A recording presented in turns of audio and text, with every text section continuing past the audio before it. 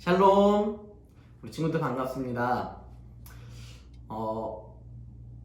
우리 교회에서 이번 한 주 동안을 고난 주간으로 함께 보내게 되었어요.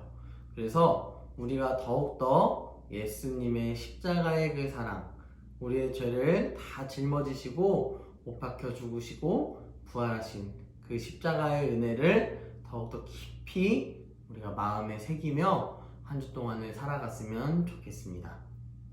자, 먼저 기도하며 오늘 말씀으로 나아가겠습니다. 기도할게요. 사랑의 하나님, 은혜와 사랑에 감사합니다.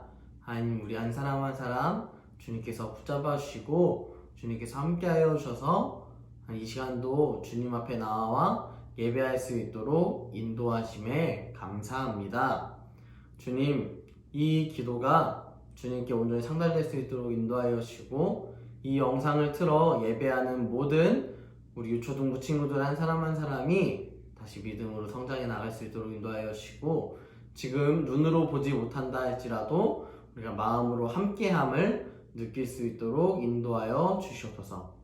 주님께서 늘 우리와 동행하시며 함께할 수 있사오며 거룩하신 예수님의 이름으로 기도드립니다. 아멘. 아멘.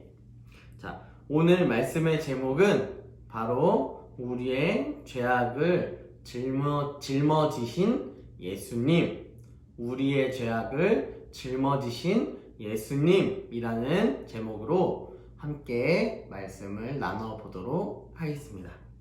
오늘 말씀은 이사야 53장 6절 말씀, 이사야 53장 6절 말씀입니다.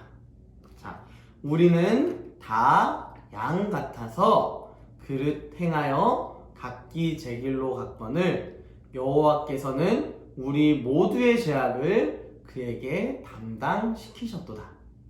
다시 한번 53장 6절 말씀, 이사야 53장 6절 말씀 함께 다시 읽어볼게요. 자, 시작! 우리는 다 양 같아서 그릇 행하여 각기 제 길로 갔거늘 여호와께서는 우리 모두의 죄악을 그에게 담당시키셨도다. 아멘. 자, 이 말씀으로 우리가 함께 말씀을 살펴보기 원합니다. 이사야 말씀은 주로 이제 오실 예수님을 예표하고 있습니다.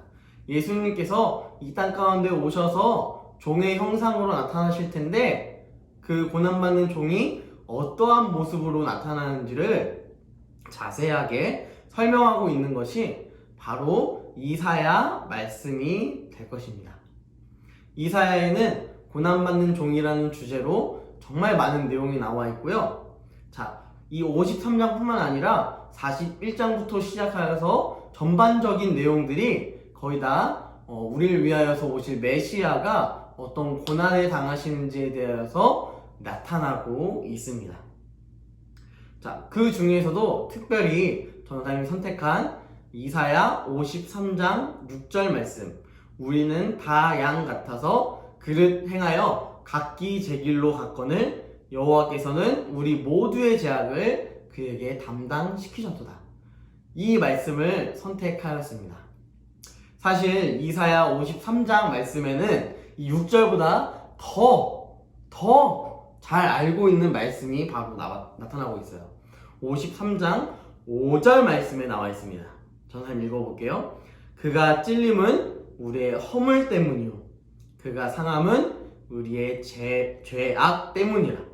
그가 징계를 받음으로 우리는 평화를 누리고 그가 채찍에 맞음으로 우리는 나음을 받았도다.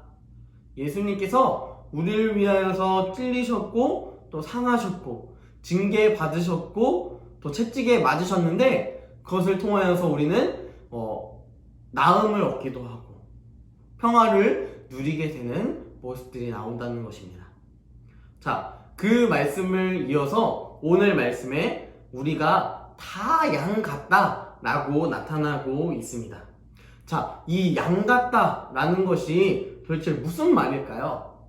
성경에서 양은 굉장히 많이 나타나고 있습니다.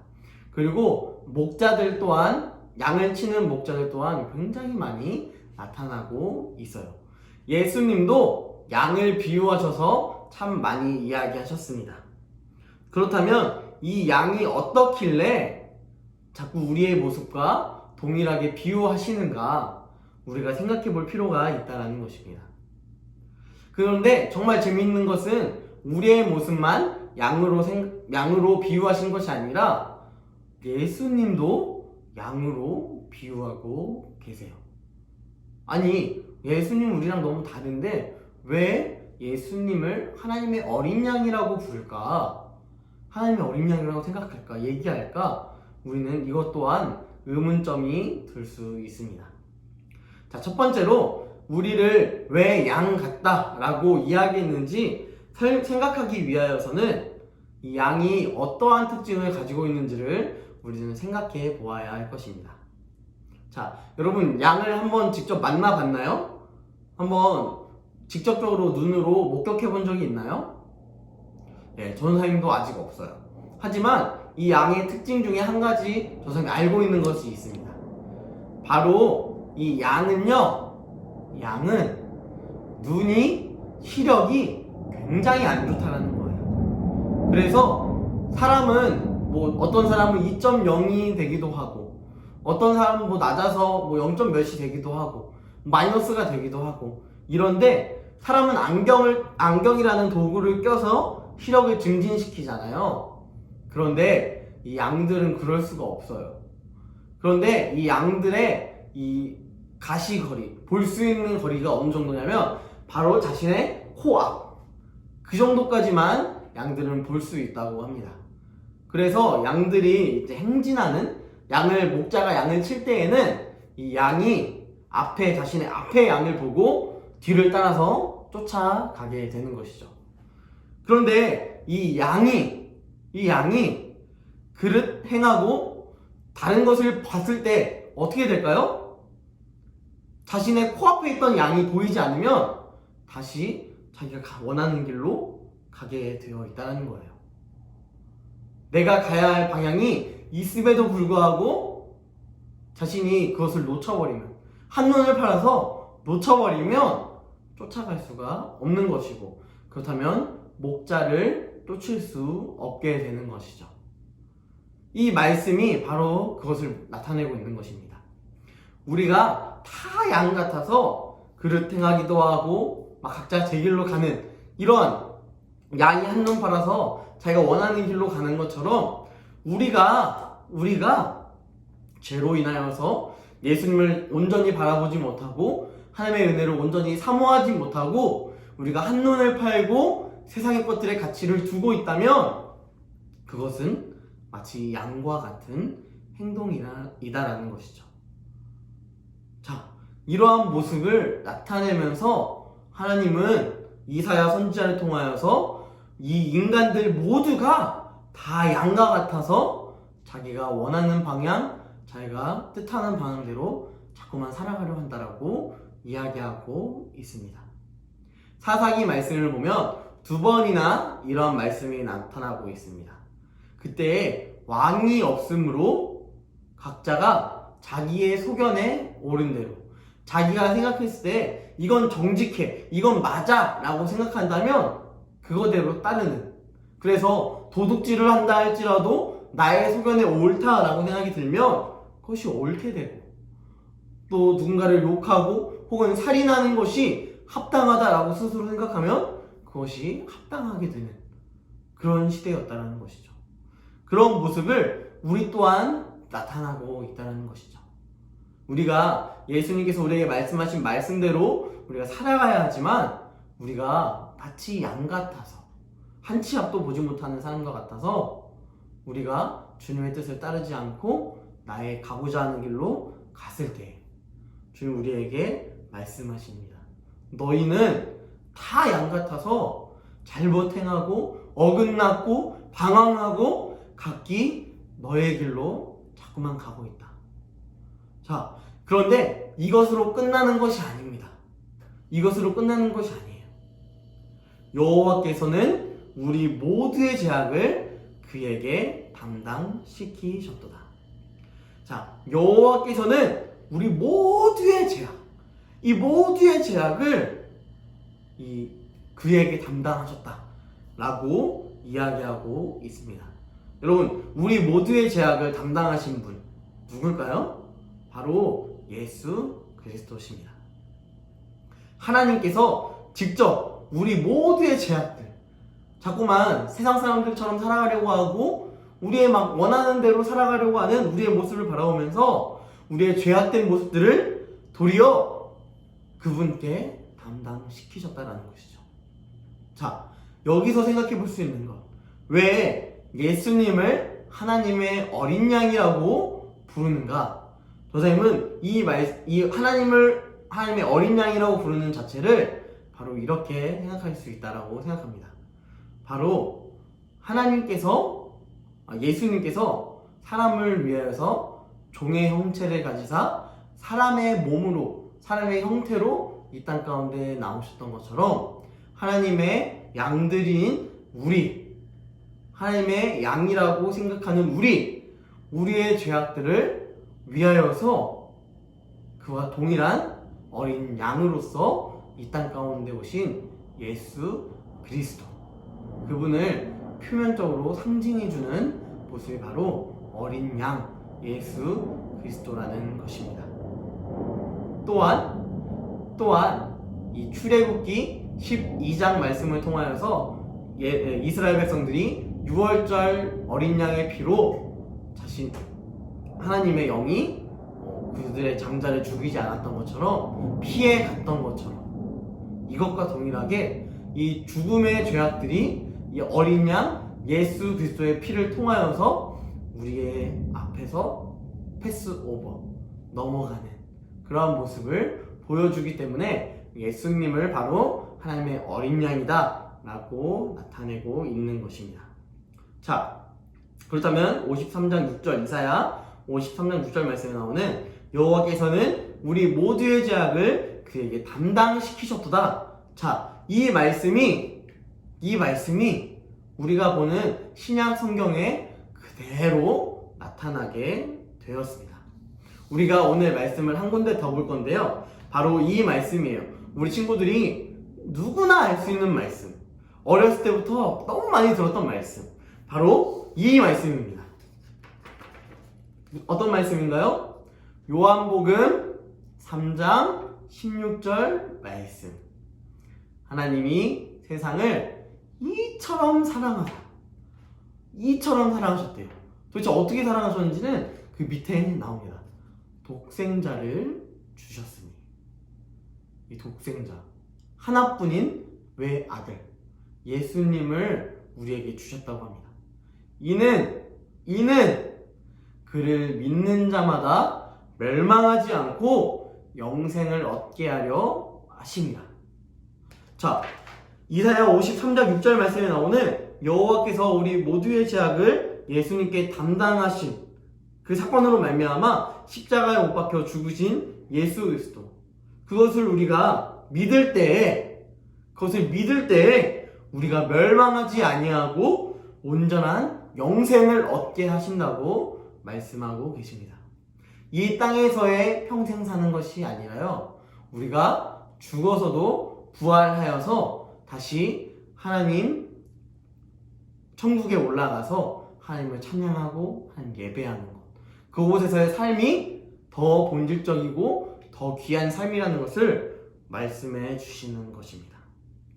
그렇다고 이 땅에서의 삶을 대충 살라는 말씀이 아닙니다.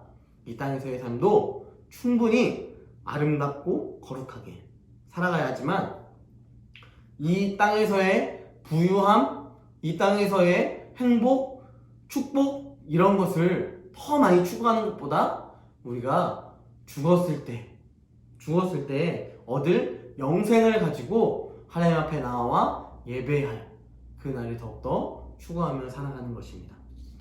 여러분, 우리는 원래 이렇게 살아갈 수가 없었어요.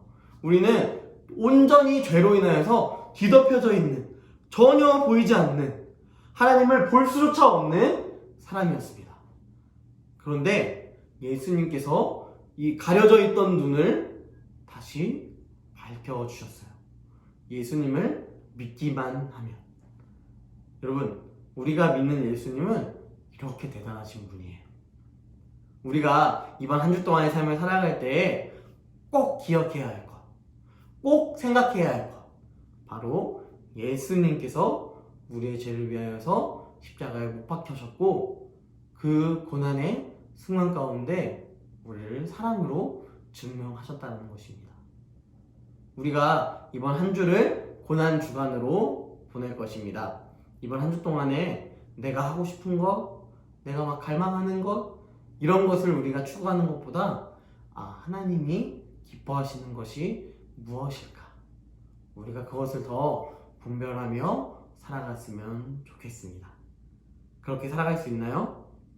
네, 우리 친구들이 정말 우리를 위해서 생명 다하신 그 예수 그리스도의 놀라우신 용서의 은총을 우리가 기억하는 한 주가 되었으면 좋겠고, 구별된 삶을 우리가 살아갔으면 좋겠습니다.